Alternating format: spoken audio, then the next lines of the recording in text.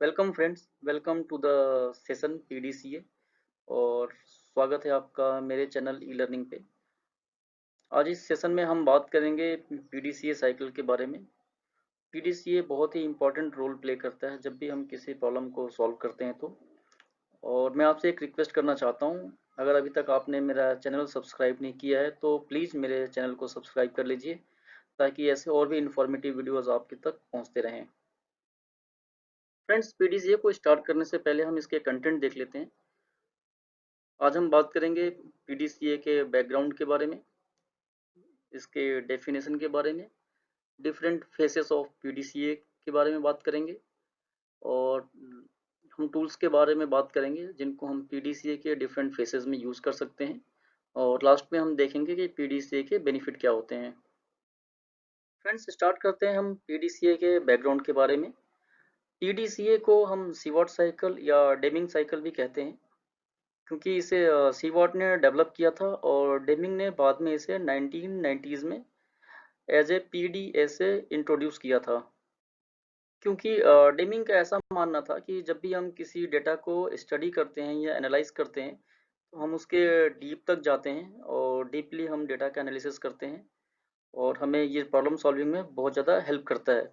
जबकि जब हम किसी डेटा को केवल चेक करते हैं तो उसमें हमें आंसर यस या नो में मिलता है कि ये डेटा ठीक है या ये डेटा खराब है, जो कि प्रॉब्लम सॉल्विंग में बहुत ज़्यादा हेल्प नहीं करता है। फ्रेंड्स, डेफिनेशन के बारे में बात करें तो पीडीसीए साइकिल या डेमिंग साइकिल एक क्वालिटी इम्प्रूवमेंट मॉडल है, या कंटिन्यूअस क्वालिटी इम्प्रूवमेंट मॉडल है, जिसको जिसमें 4 रिपीटेटिव स्टेप्स होते हैं जिनको हम एक लॉजिकल सीक्वेंस में फॉलो करते हैं किसी भी कंटिन्यूअल इम्प्रूवमेंट में या कंटिन्यूअस इम्प्रूवमेंट में। ये 4 स्टेप्स हैं: प्लान, डू, चेक या स्टडी और एक्ट।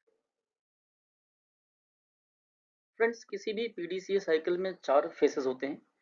इनको हम देखते हैं क्या होते हैं। सबसे पहला है प्लान, सेकंड है डू, थर्ड है चेक या स्टडी, एंड फोर्थ है एक्ट।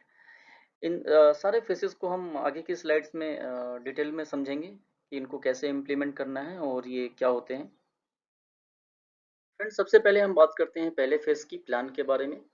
जैसा कि इसके नाम से ही पता चल रहा है कि हमें इस फेस में प्लानिंग करनी है कि हमें कौन सी प्रॉब्लम सॉल्व करनी है, हमारे पास इस प्रॉब्लम को सॉल्व करने के लिए कौन कौन से रिसोर्सेज हैं या कौन कौन से रिसोर्सेज हमें चाहिए, इस प्रॉब्लम को सॉल्व करने के लिए हमें कौन सा सॉल्यूशन इम्प्लीमेंट करना है, और हम ये भी प्लान करते हैं कि हमें किस कंडीशन में हम इस प्लान को बोलेंगे कि हमारा प्लान सक्सेसफुल हो गया या हमने जो टारगेट सेट किया था वो हमारा टारगेट अचीव हो गया।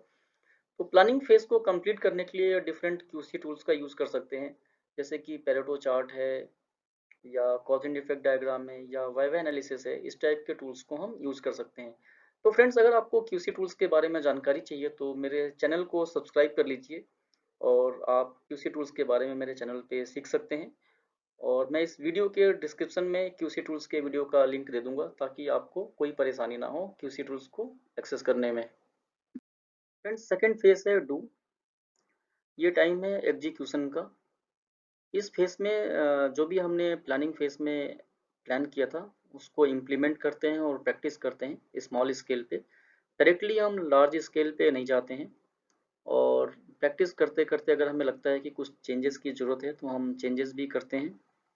इस फेज में हम डेटा का रिकॉर्डिंग करते हैं, ताकि फ्यूचर में अगर ज़रूरत पड़े तो हम एनालिसिस कर सकें। और एक मोस्ट इम्पॉर्टेंट थिंग है कि इस फेज में हमें परफेक्शन के लिए स्ट्रगल नहीं करना चाहिए। हमें देखना चाहिए कि प्रैक्टिकल वे में हम क्या कर सकते हैं, उसको हमें कर देना चाहिए। फ्रेंड्स, थर्ड फेज है चेक या स्टडी। इस फेज में हम देखते हैं कि जो भी हमने स्टैंडर्ड डिफाइन किए थे प्लानिंग फेज में और जिनको हमने इम्प्लीमेंट किया था डू फेज में, उनको हम कंटिन्यूसली फॉलो कर रहे हैं या नहीं कर रहे हैं। यहाँ पे हम ये भी स्टडी करते हैं या चेक करते हैं कि क्या चीज़ सही जा रही है या क्या चीज़ गलत जा रही है, और जो चीज़ गलत चल रही है उसके बारे में हम उसके हर एक स्टेप पे पूछते हैं कि ये क्यों हो रहा है, ये क्यों गलत हो रही है। और जब तक हमें उस क्यों का आंसर नहीं मिल जाता, जब तक हम ये वाई वाई चलता रहता है।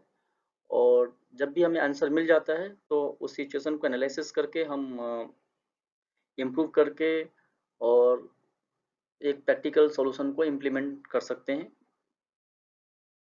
और ये पीडीसीए या पीडीएसए साइकिल का ये बहुत ही इंपॉर्टेंट स्टेप है।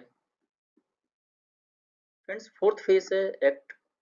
और ये वो स्टेप है जहाँ पे हमें बहुत ही इफेक्टिवली काम करना होता है या फोर्सफुली काम करना होता है, क्योंकि इस स्टेप पे हम देखते हैं कि जो चीज़ें हमने प्लान की थी वो सही चल रही हैं या नहीं चल रही हैं।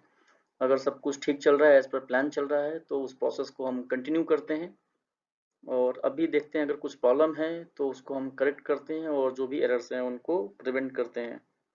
और एरर्स को प्रिवेंट करने के बाद अपने वर्क सिस्टम को इम्प्रूव करते हैं या स्टैंडर्डाइज करते हैं, और अपने सॉल्यूशन को मॉनिटर करते हैं। और मॉनिटरिंग करने के बाद हम लार्ज स्केल पे इम्प्लीमेंटेशन के लिए जा सकते हैं या हॉरिजॉन्टल डिप्लॉयमेंट के लिए भी हम जा सकते हैं। फ्रेंड्स, इस टेबल में कुछ इंपॉर्टेंट टूल्स दिए गए हैं जिनको हम पीडीसीए के डिफरेंट फेसेस में यूज कर सकते हैं। जैसे प्लानिंग फेज में हम gap analysis, faulty diagram, waste analysis, brainstorming, process mapping etcetera इन टूल्स का यूज कर सकते हैं। डू फेज में हम Gantt chart, on job training, data collection method, sampling, control chart इनका यूज कर सकते हैं।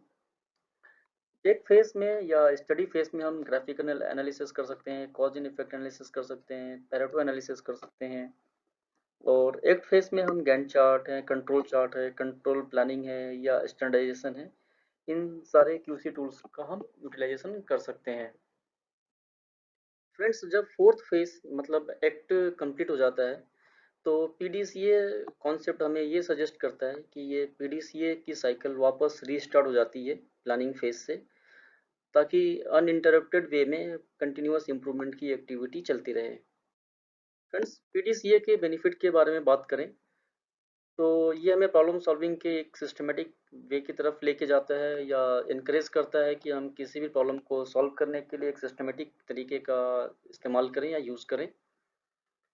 पीडीसीए को इम्प्लीमेंट करके हम ये इंश्योर कर लेते हैं कि जो भी हम सॉल्यूशन लार्ज स्केल पे इम्प्लीमेंट करने जा रहे हैं उसको हमने पहले ही प्लान कर लिया है, अच्छे से टेस्ट कर लिया है, और जो भी फीडबैक्स थे उनको हमने इनकॉर्पोरेट कर लिया है, ताकि लास्ट स्टेज पे या लार्ज स्केल पे कोई ग्लिचेस ना हो।